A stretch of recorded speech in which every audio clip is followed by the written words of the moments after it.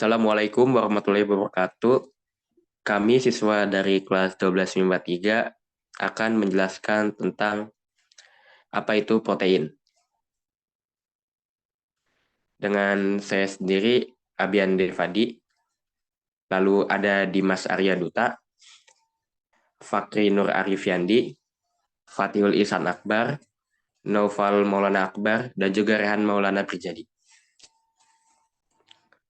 Yang pertama, apa itu protein? Definisi dari protein sendiri adalah polimer alam yang terbentuk dari banyak monomer asam amino yang saling berikatan satu sama lain melalui ikatan peptida dengan reaksi polimerisasi, kondensasi.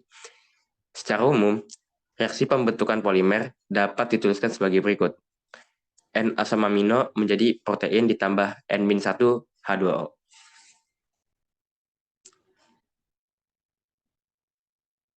Kemudian ada struktur asam amino.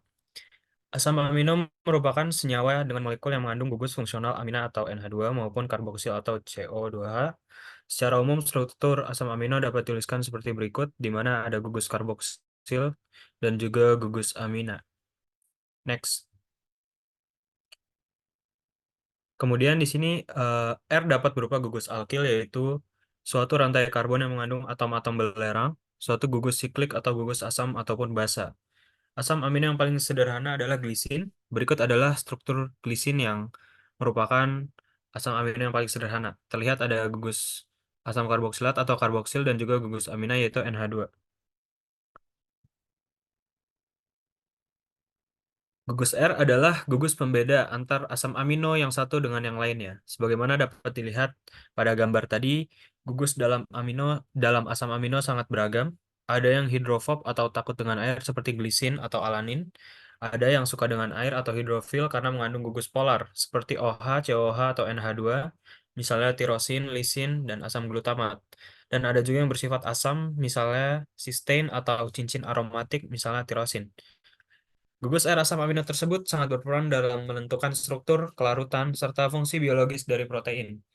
Asam amino dalam keadaan netral dapat membentuk ion Zwitter, yaitu suatu ion yang memiliki muatan ganda jika direaksikan dengan asam, maka asam amino akan menjadi suatu anion. Sebaliknya, jika direaksikan dengan basa, maka asam amino menjadi kation. Nah, asam amino juga digolongkan menjadi dua, yaitu ada asam amino esensial dan asam amino non-esensial. Asam amino yang pertama yaitu esensial adalah sebuah kandungan atau zat yang sangat dibutuhkan oleh tubuh. Namun, kita tidak dapat memproduksinya sendiri. Sehingga untuk memenuhi kebutuhan asam amino esensial, manusia harus mengonsumsi makanan-makanan yang dikenal mengandung asam amino. Sedangkan untuk asam amino yang kedua yaitu asam amino non-esensial adalah asam amino yang tidak harus ada dalam makanan karena tubuh kita bisa memproduksi asam amino non-esensial sendiri. Berikut tabel penggolongan asam amino esensial dan asam amino non-esensial. Tabel yang pertama, asam amino esensial terdiri dari arginin, histidin, isoleucin, leucin, lisin, metionin, fenilalanin, treonin, triptofan, dan valin. Untuk asam amino non-esensial ada alanin, asparagin, aspartic acid, cysteine, eh, asam glutamat, glutamin, glisin, prolin, serin, dan tirosin.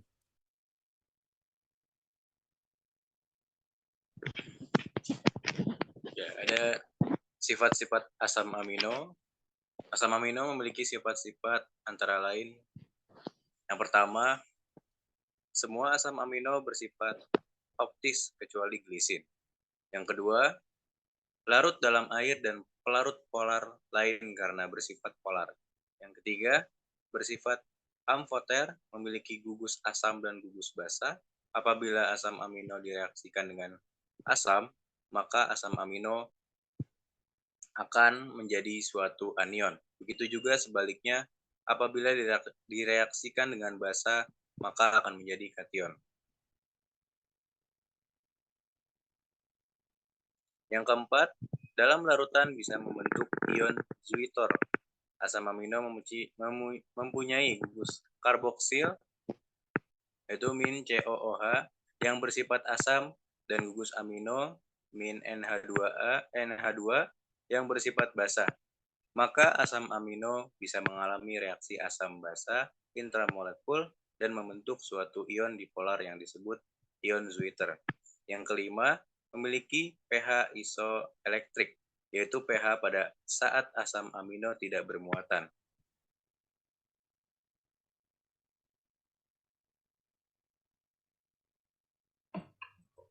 Selanjutnya ada pembentukan protein. Protein terbentuk dari polimerisasi kondensasi asam amino melalui ikatan peptida. Protein tersebut juga polipeptida.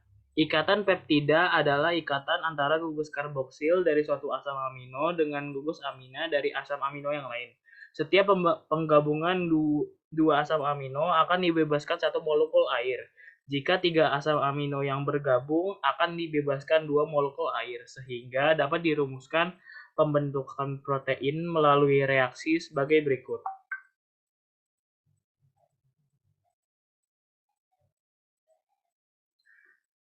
Untuk pembentukannya sendiri ada seperti gambar di samping. Secara teoretik, dari 20 jenis asam amino yang ada di alam, dapat dibentuk protein dengan jenis yang tidak terbatas.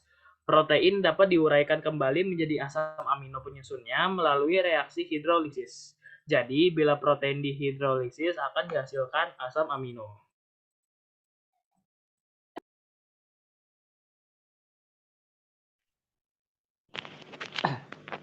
Selanjutnya, struktur protein. Dengan memperhatikan ikatan-ikatan yang terjadi pada protein, struktur protein merupakan struktur yang kompleks. Struktur protein terdiri atas beberapa macam struktur, yaitu yang pertama, struktur primer adalah struktur primer protein merupakan ikatan-ikatan peptida dari asam amino membentuk protein tersebut.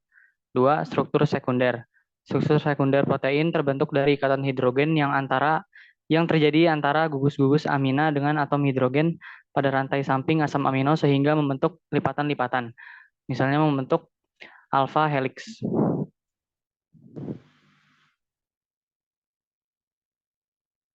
Next.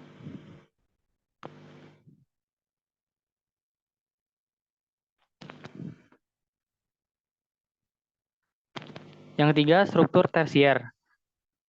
Interaksi struktur sekunder yang satu dengan struktur sekunder yang lain melalui ikatan hidrogen, ikatan ion, atau ikatan disulfida, SS, misalnya terbentuk rantai double helix.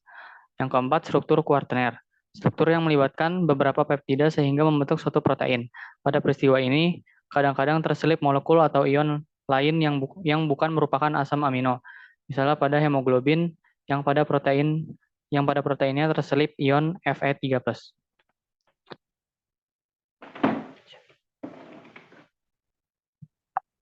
Lalu adapun sifat-sifat protein.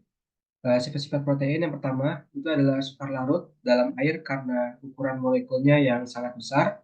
Lalu yang kedua, dapat mengalami koagulasi oleh pemanasan dan penambahan asam ataupun basa. Lalu yang ketiga, itu dia bersifat amfoter atau bersifat asam basa karena membentuk ion Zwitter. Pada titik isoelektriknya, protein mengalami koagulasi sehingga dapat dipisahkan dari pelarutnya. Lalu yang keempat, dapat mengalami kerusakan atau denaturasi akibat pemanasan yang terlalu pada denaturasi, protein mengalami kerusakan mulai dari struktur tersier sampai dengan struktur primer. Lalu kita bisa menemukan protein dari berbagai percobaan. Yang pertama, itu dengan uji bioret. Jadi ketika protein itu dilakukan uji bioret saat zat yang akan diselidiki itu ditetesi larutan NaOH, kemudian larutan tembaga 2 sulfat yang encer.